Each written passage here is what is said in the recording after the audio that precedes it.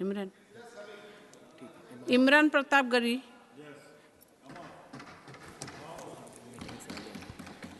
Ma'am, मैं प्रधानमंत्री जी की। इमरान जी, you have 5 minutes.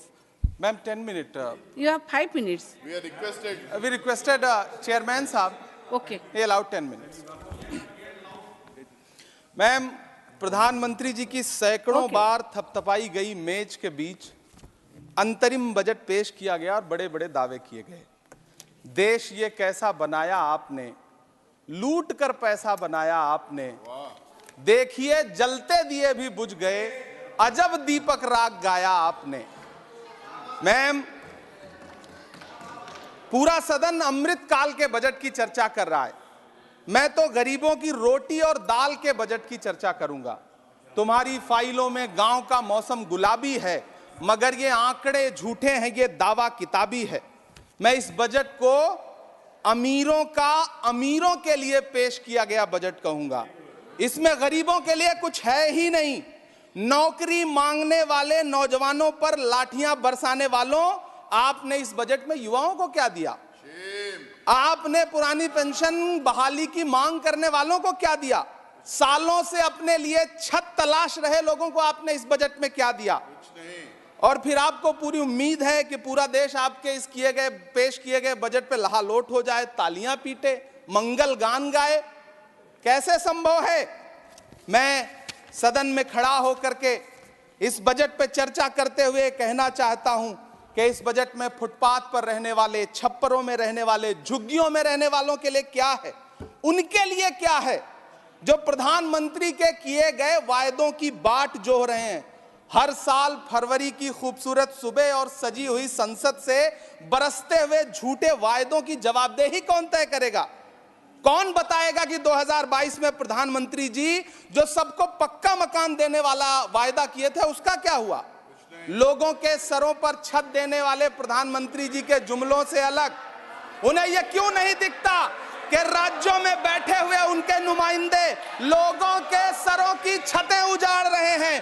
Uttar Pradesh हो, असम हो, जम्मू कश्मीर हो, मध्य प्रदेश हो, भाजपा शासित राज्यों के बुलडोजर न सिर्फ लोगों के घरों को उजाड़ रहे हैं बल्कि कुचल रहे हैं लोकतंत्र को, संविधान को, अदालतों के मेयार को। मैम, मैं आंकड़ों की बाजीगरी से अलग हट करके इस बजट पर एक बात कहना चाहता हूं। आंकड़े तो ऐसे हैं इस बजट के, ये कह रहे हैं 4 करोड़, वित्त मंत्री जी 3 करोड़ कहती हैं, प्रधानमंत्री जी 4 करोड़ कहते हैं। पहले तो आप इस झूठ में ही आपस में ही सलट लीजिए कि 4 करोड़ सही है या 3 करोड़ सही है। मैं आंकड़े तो ऐसे हैं इस बजट के मैम कि जो सुने वो बस पथराई आंखें लेकर किंग कर्तव्य विमूढ़ हो जाए। लेकिन झील में पानी बरसता है हमारे देश में, झील में पानी बरसता है हमारे देश में, खेत पानी को तरसता है हमारे देश में, जिंदगी का हाल खस्ता है हमारे देश में, दूध महंगा खून सस्ता है हमारे देश में। मैम, रोजगार, महंगाई, किसान, मनरेगा, पेट्रोल डीजल के दाम, गैस सिलेंडर के दाम, फसलों की एमएसपी की गारंटी, इन सब जन सरोकार की बातों से इस बजट का कोई लेना देना नहीं। हमारे ट्रेजरी बेंच के साथी हंगामा कर रहे हैं। मैं तो कहना चाहता हूं मैम, वो एक बार इनके एक नेता एक गांव में गए और उन्होंने गांव में कहा कि गांव वालों आओ, मैं तुम्हारी समस्याएं समाप्त करना चाहता हूं। गांव वाले इकट्ठा हो गए। नेताजी ने गांव वालों से कहा बताओ तुम्हारी 2 समस्याएं बताओ, मैं दोनों समस्याओं का यहीं पे समाधान करूंगा। तो गांव वालों ने कहा साहब हमारी पहली समस्या है कि हमारे यहाँ कोई हॉस्पिटल नहीं है। तो नेताजी ने मोबाइल निकाला, कहीं फोन मिलाया और मिला के फोन पे पता नहीं क्या कुछ कहा कि यहाँ गांव में हॉस्पिटल नहीं है, हॉस्पिटल तुरंत, यहाँ हॉस्पिटल चाहिए। गांव वाले खुश हो गए कि 1 मिनट में यहाँ हॉस्पिटल आ रहा है। अगली समस्या के बारे में उन्होंने, नेताजी ने गांव वालों से कहा कि मैंने आपकी पहली समस्या समाप्त कर दी, दूसरी समस्या बताओ। तो गांव वालों ने कहा साहब इस गांव में कोई भी मोबाइल का नेटवर्क ही नहीं है। ये है इनके काम करने का तरीका, ये है झूठ बोलने का तरीका। इन्होंने वायदे किए बड़े बड़े, जो 10 साल के इनके वायदे हैं मैं उनके बारे में बात करूंगा। वायदों से ज्यादा इनके नारों पे बात करूंगा। पहला नारा था बहुत हुई महंगाई की मार, अब की बार मोदी सरकार। आइए इस नारे की समीक्षा करते हैं। पेट्रोल, डीजल, गैस, ये तो बड़ी बड़ी बातें हैं। आटा, चावल, दूध, दही, पनीर, छाछ, सब चीज पे जीएसटी। अरे ये फिल्में टैक्स फ्री करने वाले लोग कफन तक पर जीएसटी लगा रहे हैं और ये गरीबों की बात करते हैं। मैम ये सरकार झूठ की सरकार है। ये सरकार के जितने दावे हैं सब खोखले हैं। आज प्रधानमंत्री जी कह रहे थे सबका साथ सबका विकास। ये कैसा सबका साथ सबका विकास है कि मौलाना आजाद नेशनल फेलोशिप आपने बंद कर दी, आपने माइनॉरिटी डिपार्टमेंट का बजट घटा दिया। आप कह रहे हैं सबका साथ सबका विकास। आप बात करते हैं बेटी बचाओ बेटी पढ़ाओ। हमारी आंखें हाथरस से लेके कठुआ से लेकर के और देश की जंतर मंतर की सड़क वो देख रहे हैं जब हमारी ओलंपिक पदक लाने वाली बेटियों को प्रधानमंत्री की चौखट पे अपना मेडल रख देना पड़ रहा है। इससे शर्मनाक क्या हो सकता है। मैम कृषि विकास दर जो 2014 में 4.6% थी, इस वर्ष गिरकर 1.8 कैसे हो गई? क्यों हर दिन 31 किसान आत्महत्या करने को मजबूर हैं? ये सरकार उन पर क्यों बात नहीं करती? कीमत तो बहुत बढ़ गई शहरों में धान की, लेकिन विदा ना हो सकी बेटी किसान की। मौका मिला तो लोगों ने कुर्सी के वास्ते तस्वीर ही बिगाड़ दी हिंदुस्तान की, और आज बड़ी बड़ी बातें कर रहे हैं। मैं यहां पर आपसे खड़ा होकर के मैं अंत में इतना कहना चाह रहा हूं कि वित्त मंत्री जी ने बजट में ट्रेनों के डिब्बे को वंदे भारत कोच में बदलने का एक प्रस्ताव रखा अपने भाषण में। ठीक है, ये सुनने में कानों को बहुत अच्छा लगता है, लेकिन मैम ये सरकार ट्रेनों की सुरक्षा के बुनियादी मुद्दों पर एक शब्द नहीं बोलना चाहती। बालासोर हादसे में घायल हुए लोगों की चिता की राख अभी तक ठंडी नहीं हुई है। वंदे भारत के वीडियो पोस्ट करने वाली ये सरकार कभी भारत की जनरल डिब्बों की, रेलवे के स्लीपर क्लास डिब्बों की वीडियो अगर पोस्ट करे ट्विटर पे तब समझ में आए।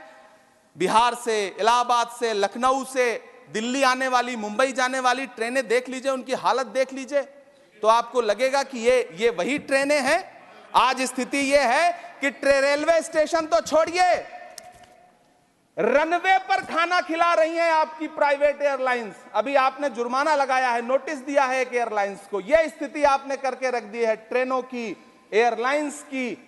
ऐसे में मैम कागजों पर तो आप कितना भी वंदे भारत और बुलेट ट्रेन सर पर दौड़ा लीजिए, लेकिन असल में भारत की ट्रेनों की डिब्बों की सवारियों की हालत देखने लायक है। अगर सरकार खुली आंखों से उसे देखना चाहे तो देखे और उनकी स्थिति सुधारे। आज प्रधानमंत्री जी ने अपने भाषण में यहां खड़े होकर कई बार न्यू मिडिल क्लास की बड़ी चर्चा की, न्यू मिडिल क्लास जनरेट करेंगे। लेकिन मैं तो यहां खड़ा होकर के सरकार से कहना चाहता हूं कि न्यू मिडिल क्लास का जुमला अपने पास रखिए। यह बताइए कि जो पुराना मिडिल क्लास है उसके साथ आप कैसा व्यवहार कर रहे हैं। आज उसकी स्थिति क्या है?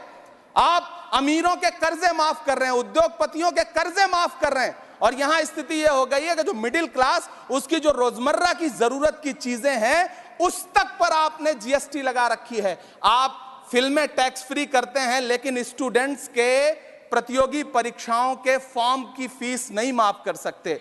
आपको बाकी जगहों पर टैक्स लेना है, हर जगह टैक्स लेना है। मिडिल क्लास से आपका कोई रिश्ता नहीं। मिडिल क्लास तो आपसे कह रहा है कि मोहब्बत, भाईचारे के दीवाने दिन ही लौटा दो, वो सस्ती दाल सब्जी के सुहाने दिन ही लौटा दो। ये अच्छे दिन तो अंबानी अडानी को मुबारक हो, हमें ऐसा करो साहब पुराने दिन ही लौटा दो। वो पुराने दिन जो बहुत अच्छे थे, वो पुराने दिन जहां लोग एक दूसरे से मिलजुल करके रहते थे। मैम इलाहाबाद, दिल्ली, कोटा जैसे शहरों में छोटे छोटे कमरों में अभावों के साथ पढ़ाई कर रहे युवा किताबों के साथ गल चुके हैं। उनके हिस्से अधेड़ अवस्था तो आई है, लेकिन नौकरी और रोजगार नहीं आया।